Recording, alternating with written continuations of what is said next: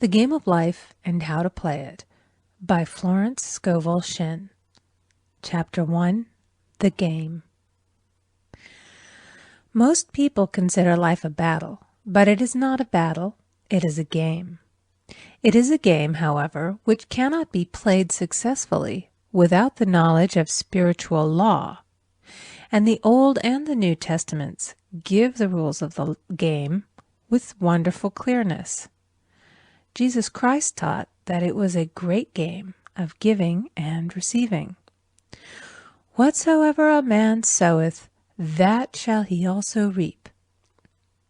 This means that whatever man sends out in word or deed will return to him. What he gives, he will receive.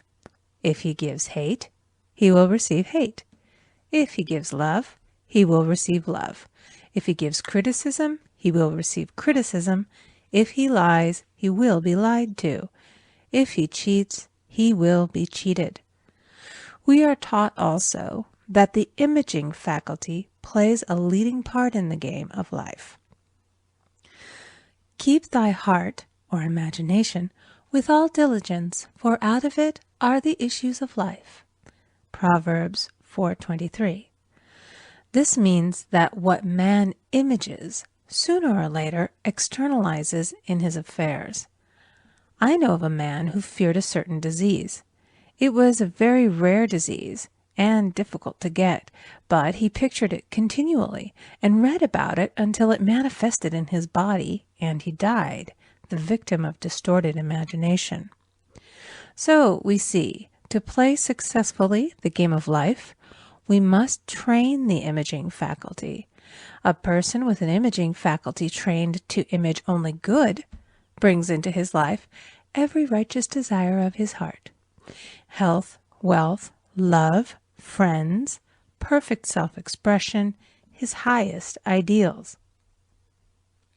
The imagination has been called the scissors of the mind, and it is ever cutting, day by day, the pictures man sees there, and sooner or later he meets his own creations in his outer world.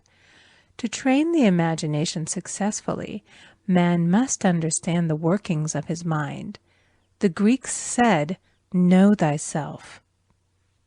There are three departments of the mind: the subconscious, conscious, and superconscious. The subconscious is simply power without direction. It is like steam or electricity, and it does what it is directed to. It has no power of induction. Whatever man feels deeply or images clearly is impressed upon the subconscious mind and carried out in minutest detail. For example, a woman I know, when a child, always made believe she was a widow. She dressed up in black clothes and wore a long black veil, and people thought she was very clever and amusing. She grew up and married a man with whom she was deeply in love. In a short time he died, and she wore black and a sweeping veil for many years. The picture of herself as a widow was so impressed upon the subconscious mind, and in due time worked itself out regardless of the havoc created. The conscious mind has been called mortal or carnal mind. It is the human mind and sees life as it appears to be. It sees death, disaster, sickness, poverty, and limitation of every kind, and it impresses the subconscious. The superconscious mind is the God mind within each man and is the realm of perfect ideas. In it is the perfect pattern spoken of by Plato, the divine design, for there is a divine design for each person. There is a place that you are to fill and no one else can fill, something you are to do which no one else can do. There is a perfect picture of this in the superconscious mind. It usually flashes across the conscious as an unattainable ideal, something too good to be true. In reality, it is man's true destiny or destination flashed to him from the infinite intelligence which is within himself. Many people, however, are in ignorance of their true destinies and are striving for things and situations which do not belong to them and would only bring failure and dissatisfaction if attained. For example, a woman came to me and asked me to speak the word that she would marry a certain man with whom she was very much in love. She called him A.B. I replied that this would be a violation of spiritual law, but that I would speak the word for the right man, the divine selection, the man who belonged to her by divine right. I added, if A.B. is the right man, you can't lose him, and if he isn't, you will receive his equivalent. She saw A.B. frequently, but no headway was made in their friendship. One evening she called and said, "Do you know, for the last week, A.B. hasn't seemed so wonderful to me." I replied, "Maybe he is not the divine selection. Another man may be the right one." Soon after that, she met another man who fell in love with her at once and who said she was his ideal. In fact, he said all the things that she had always wished A.B. would say to her. She remarked, it was quite uncanny. She soon returned to his love and lost all interest in A.B. This shows the law of substitution. A right idea was substituted for a wrong one. Therefore, there was no loss or sacrifice involved. Jesus Christ said, "Seek ye first the kingdom of God and his righteousness, and all these things shall be added unto you." And he said the kingdom was within man. The kingdom is the realm of right ideas, or the divine pattern. Jesus Christ taught that man's words played a leading part in the game of life. By your words ye are justified, and by your words ye are condemned. Many people have brought disaster into their lives through idle words. For example, a woman once asked me why her life was now one of poverty, of limitation. Formerly she had a home, was surrounded by beautiful things, and had plenty of money.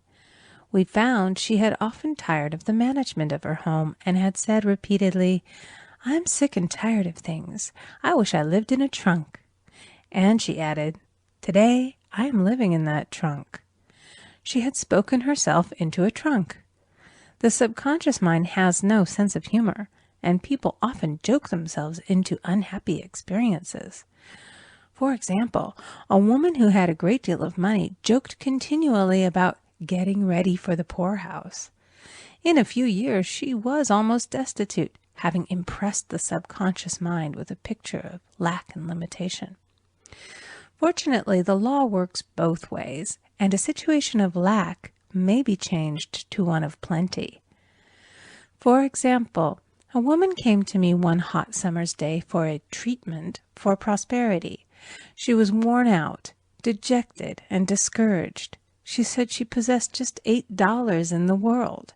I said, "Good, we'll bless the $8 and multiply them as Jesus Christ multiplied the loaves and the fishes." For he taught that every man had the power to bless and to multiply, to heal and to prosper. She said, "What shall I do next?" I replied, "Follow intuition. Have you a hunch to do anything or to go anywhere?" Intuition means intuition, or to be taught from within. It is man's unerring guide, and I will deal more fully with its laws in a following chapter. The woman replied, "I don't know. I seem to have a hunch to go home. I've just enough money for car fare." Her home was in a distant city and was one of lack and limitation, and the reasoning mind, or intellect, would have said, "Stay in New York and get work and make some money." I replied, "Then go home. Never violate a hunch." I spoke the following words for her. "Infinite Spirit, open the way for great abundance for She is an irresistible magnet for all that belongs to her by divine right." I told her to repeat it continually also. She left for home immediately, and calling on a woman one day, She linked up with an old friend of her family. Through this friend, she received thousands of dollars in a most miraculous way. She has said to me often, "Tell people about the woman who came to you with $8 and a hunch." There is always plenty on man's pathway, but it can only be brought into manifestation through desire, faith, or the spoken word. Jesus Christ brought out clearly that man must make the first move. Ask, and it shall be given to you. Seek, and ye shall find. Knock, and it shall be opened unto you. Matthew 7:7. In the Scriptures we read, "Concerning the works of my hands, command ye me." Infinite intelligence, God, is ever ready to carry out man's smallest or greatest demands. Every desire, uttered or unexpressed, is a demand. We are often startled by having a wish suddenly fulfilled. For example, one Easter, having seen many beautiful rose trees in the florist's windows, I wished I would receive one, and for an instant saw it mentally being carried in the door. Easter came, and with it a beautiful rose tree. I thanked my friend the following day and told her it was just what I had wanted. She replied, "I didn't send you a rose tree. I sent you lilies." The man had mixed the order and sent me a rose tree simply because I had started the law in action, and I had to have a rose tree. Nothing stands between man and his highest ideals and every desire of his heart but doubt and fear. When man can wish without worrying, every desire will be instantly fulfilled. I will explain more fully in a following chapter the scientific reason for this and how fear must be erased from the consciousness. It is man's only enemy. Fear of lack, fear of failure, fear of sickness, fear of loss, and a feeling of insecurity on some plane.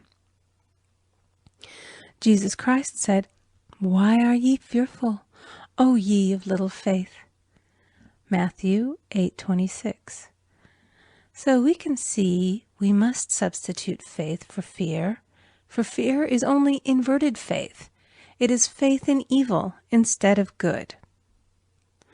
The object of the game of life is to see clearly one's good and to obliterate all mental pictures of evil. This must be done by impressing the subconscious mind with a realization of good. A very brilliant man who has attained great success told me he had suddenly erased all fear from his consciousness by reading a sign which hung in a room. He saw printed in large letters this statement: "Why worry? It will probably never happen." These words were stamped indelibly upon his subconscious mind, and he now has a firm conviction that only good can come into his life, and therefore only good can manifest. In the following chapter, I will deal with the different methods of impressing the subconscious mind.